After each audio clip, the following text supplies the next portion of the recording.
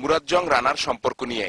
কারণ সারা সাভারের মানুষ তো জানে যে রানা যুগ্ম আহ্বায়ক, বিশাল বিশাল ছবি, প্রভাবশালী আমার এমপি সাহেব জড়িত আছে, ওর সাথে একটা ভালো সম্পর্ক আছে।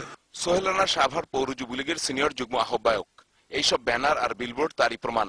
তারপরে স্থানীয় সরকার প্রতিমন্ত্রী কাগজ দেখিয়ে বলেন সোহেল রানা যুবলীগের কেউ নন, পৌর কমিটিতে তার কোনো পদও নেই। এই হলো কমিটি, এখানে কোথাও কোনো নাম পাবেন না।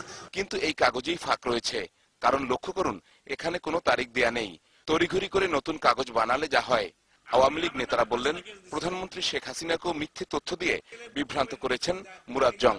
বঙ্গবন্ধু শেখ হাসিনার কাছে যে তথ্যটা দিয়েছে আর কি, যে রানা যুবলীগ করে না, যে কাগজ ওনার কাছে সাপ্লাই করা হয়েছে, এই কাগজটা আমার মনে হয় যে ঠিক না। তবে মুরাজ্জং দাবি করেন রানার ঘনিষ্ঠ তিনি ছিলেন না, তিনি নাকি এমনিতেই সবাইকে চুমো খান। নাহলে 2,88,000 ভোট মানুষ বাংলাদেশের ইতিহাসের সর্বকালের সর্বোচ্চ ভোটে নির্বাচিত আমি সংসদ সদস্য হয়েছি। এখন আমি তো একটা মেথডেও তো জড়ায় ধরতে পারি না। রানা প্লাজা ধসের সময় রানা আন্ডারগ্রাউন্ডে নিজের অফিসেই ছিলেন।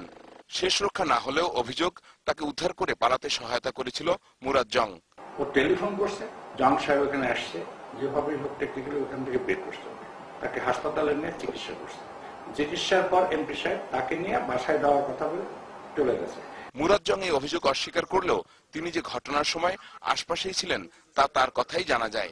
উপজেলা থেকে যখন আমরা সবাই মিলে যখন রওনা দিয়েছি, মাঝপথে আসার পরেই ফোন পাইছি যে এই ধরনের ঘটনা, তাদের বিরুদ্ধেও আইনানুগ ব্যবস্থা গ্রহণ